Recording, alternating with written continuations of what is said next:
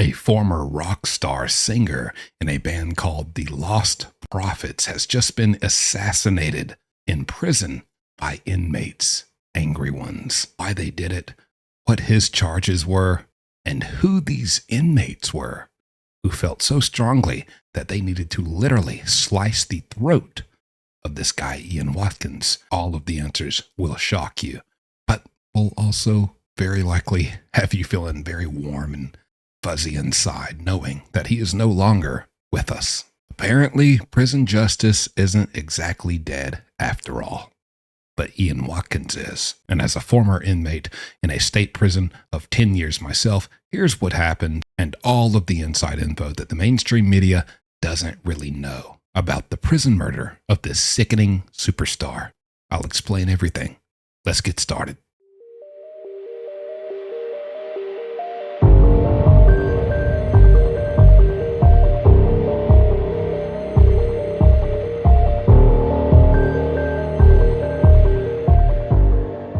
Now, just in case you don't know who this is, because honestly, I didn't really at the start either, I'm going to give you a very quick recap of who this guy is and what he did to even land himself 29 years in prison. And I promise you, prepare yourself because it's sickening, okay?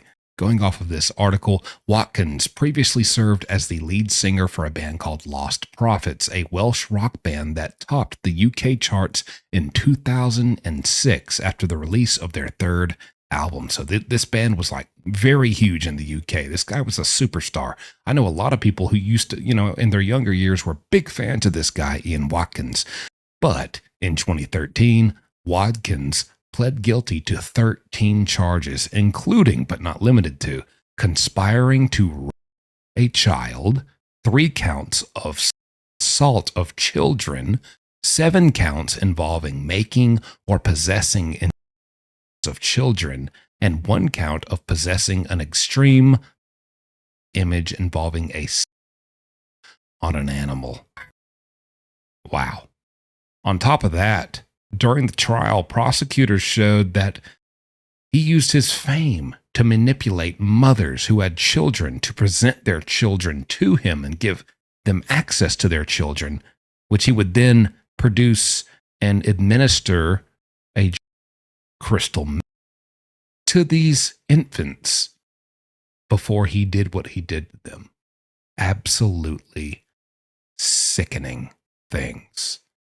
And that's about all you need to know about Ian Watkins and why he's in there. Now, you also need to know what just happened to him.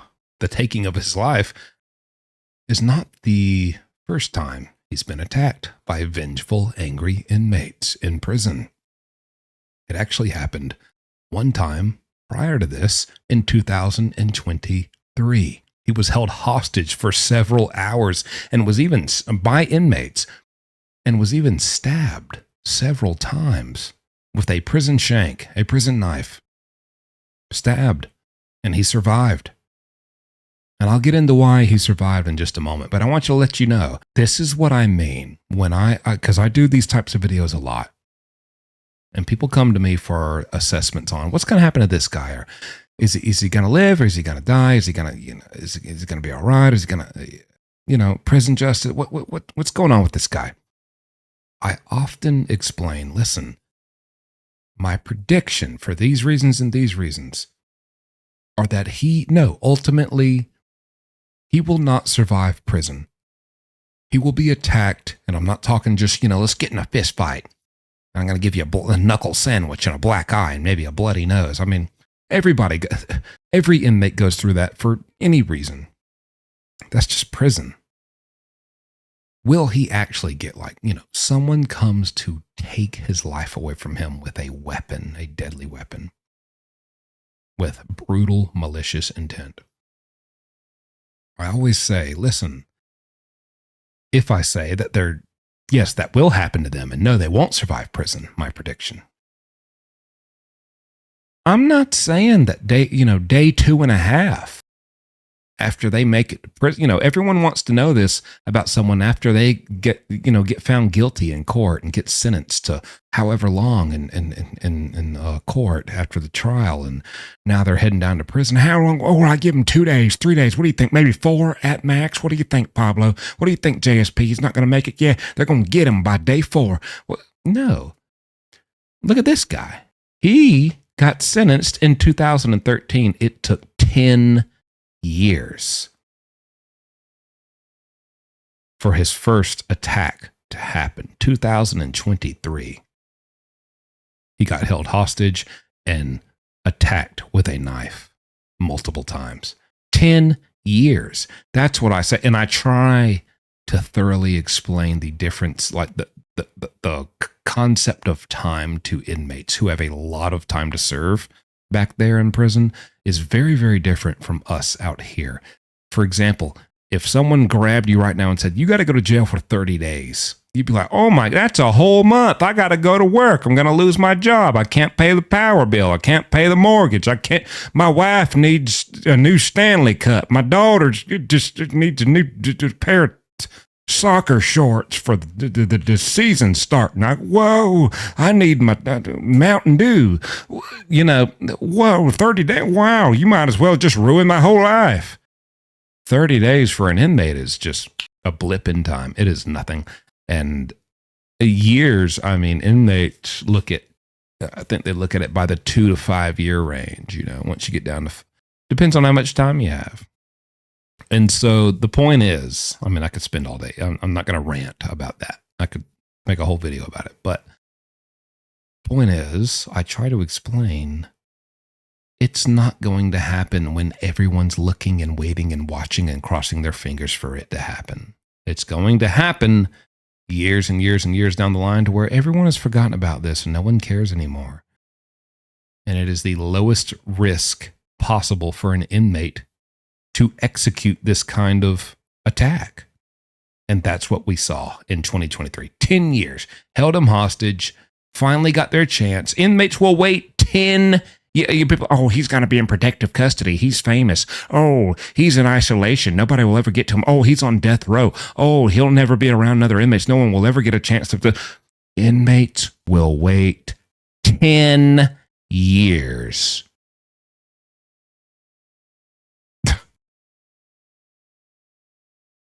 And then they'll get you because finally, after 10 years, I saw the opportunity. Let's get it. Been waiting on this for a decade.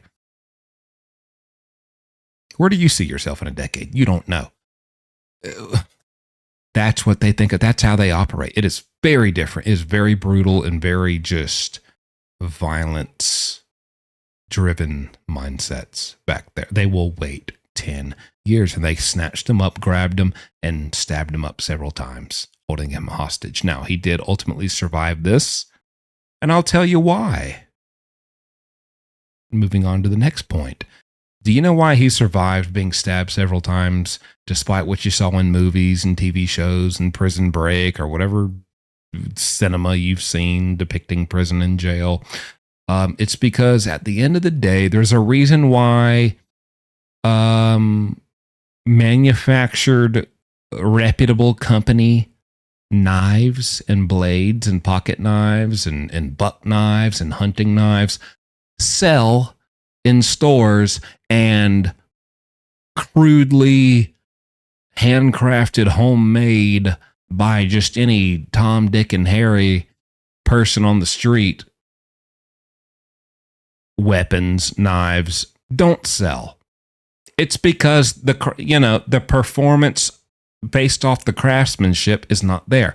Are there inmates who make very wicked looking, deadly looking knives and blades? Yes, but on average, inmates are taking crude materials, crude metal, using a very, very outdated method to make them somewhat sharp as they can, but that doesn't mean that's as sharp as they can be and just sharp enough to really take a life and cause the kind of damage they want it to. Okay, there are so many variables and it's so unpredictable. And then you have people, these are not like trained knife wielders, and they do their best they can. Oh man, it looks kind of sharp. There's a pointy tip right there, and I guess I'll plunge it into some guy's back or something. Well, brother, the back ain't a vital organ. And so oftentimes you see guys that get stabbed by these prison knives. They're very dull. They'll hit bone. The tip will bend. After one or two jabs, you'll hit a bone and the tip will bend. And now it's not even going in your skin anymore. I've seen this time and time again. So very easy to survive that kind of attack. That's just the nature of it. That's why he probably survived the first time. They stabbed him several times. Probably guys who were not very skilled at making an efficient blade.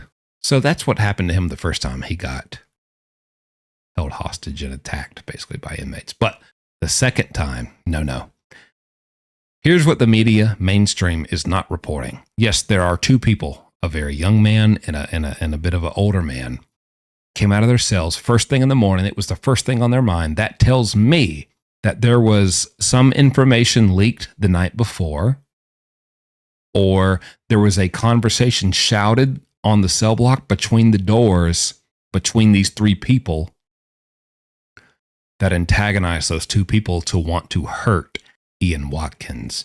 And so that is why that's just how it goes. So as soon as it's a common slang phrase. All right, we'll see when the doors pop. When the doors pop. Doors pop. That basically means when the corrections officer hits the button or comes around and unlocks all our cells, he's popping the doors. When the doors pop and we all get to come out, probably for breakfast, to line up and go to the cafeteria and get our breakfast. When the doors pop, first thing in the morning, we're going to see about whatever you said to piss us off. Whatever you said, when the doors pop, we're going to get you. And that's exactly what they did. The doors popped. It was very early in the morning. And a young man and an older man, from my knowledge, also mainstream media doesn't have this information. One of them grabbed him from behind, and kind of restricted his arms and his movement of his upper body overall. And then the other man took the blade and slit. It was not a stabbing. They slit the throat. Slit the throat. And just spilled it out. And he was dead on scene. They were determined, like, our mission is to kill you. Okay. So that's what happened to Ian Watkins. Did you know there's another incident that happened? Not in 2025, where he died. Not in 2023, what we just talked about, where he got held hostage and stabbed. In 2019, he was actually going into court as a prisoner and was sentenced to 10 additional months on top of his 29-year sentence. For what? Because he was caught with a contraband cell phone in prison. His defense in this trial, this prison court case about this cell phone was that, I didn't want to have the contraband cell phone, but I had it because two other inmates threatened me and forced me to hold on to the cell phone so that they could use female fans who contacted me because I'm a rock star, former rock star, a celebrity, and exploit them for money and use them as a revenue source. The judge refused to believe this and still charged him and sentenced him to 10 more months on top of the 29 years. And honestly, I agree with the judge. Do I think there were two other inmates involved who helped produce this cell phone and encouraged him to find female fans and seek them out and welcome them and interact with them and see get every dime you could squeeze out of them? Yes. And do I thank these two inmates for being able to produce this contraband cell phone? Because it's not all about money. You got to have the connections and the ties to influential people and players in prison just to get your hands on a cell phone. And even if you buy one, you got to be connected enough to tough people or tough enough yourself to not get your phone taken 7 seconds later after you buy it by some big tough guy. Period. This was their phone. He probably paid for it with whatever money he had as a retired rock star, but they got it. And in exchange for that, as part of the agreement, hey, you use this phone and utilize it to find female fans, exploit money out of them, and we'll split it 3 ways. But you're going to be the one to hold it because we're not stupid and you are. He held it, eventually got caught with it, as you always do. Eventually, the day will come, you get caught with your cell phone in prison when you're serving 29 years. Come on. Eventually, one day, after 29 years, you're going to get caught with that cell phone. And so he tried to go in court and say, oh, it was these guys threatening me. I agree with the judge here. But anyways, fast forward to 2025, he just got his throat cut by 2 inmates. Who are these 2 inmates? And what's their story? Why did they do it? Let's talk about it. The 2 inmates that murdered Ian Watkins in prison are 25-year-old Rashid Goodell and Samuel Dodsworth, age 43. Both at the same prison, obviously, HMP Wakefield in England. Now, there is a report saying emergency services were called by staff at HMP Wakefield at 9:39 on October 11th to reports of a serious assault on a prisoner. Quote, a man aged 48, Ian Watkins, was found with serious injuries, the police force said. Despite medical attention, he was pronounced dead at the scene. Spokesman for the force said on Saturday that detectives had launched a murder investigation, adding 2 men aged 25 and 43 have been arrested on suspicion of murder and are currently in police custody. Now, as far as who these guys are, what they're in there for, besides this originally, what are they in prison for? I can't get that information because we're not dealing with inmates in the USA. This is the UK, and they are very private, and they refuse. I paid the charges to call the England prison system. I went through all these hoops. They absolutely refuse to give any information or details, not just about these 2 guys, but any inmate in the England prison system. They make it impossible. You cannot search them up. You cannot see what they're in there for. They protect these guys and keep those details hidden about them. But if you are familiar with what's going on in the UK and England right now, probably not a big shocker. But I will say this. This article says, describing the potential consequences if he refused to look after the phone, going back to 2019 when he was in court for the phone. Watkins told Leeds Crown Court, quote, chances are someone would sneak up behind me and cut my throat. It's not like one-on-one, stuff like that. You don't see it coming. This is interesting because if we talk about the exact manner that he was murdered in prison, it's interesting because a prison source told The Sun that this was a rushed attack as his cell door was open just after 9:30 a.m. and his attacker was said to have slashed his jugular, a weapon fashioned in his cell. Watkins then stumbled out onto the landing and collapsed into the arms of 2 prison workers, probably the 2 who were responsible for opening these cells. It happened that quick. As shocked inmates looked on, the source said, despite who he was, meaning, yeah, we all know what he's in there for. We all hate him. We all think he's a piece of crap. We could all somewhat expect this to happen eventually. Despite that, it still was really shocking and gruesome. Of course, experienced officers and a lot of the other prisoners were in absolute shock afterwards, and a lot of them saw the awful scene. Ian Watkins had been threatened to be killed in this exact manner in 2019. Now in 2025, again, this is how long inmates will wait to do it to you. And he even said it's not a one-on-one thing. 2 inmates got him. One held him, one cut his jugular. The exact same way he described to the judge. He was told it would happen. And it happened. Very interesting. Anyways, there's your update on that. Let me know what you think about this. And other than that, I'll keep my eyes peeled and I'll see you next time.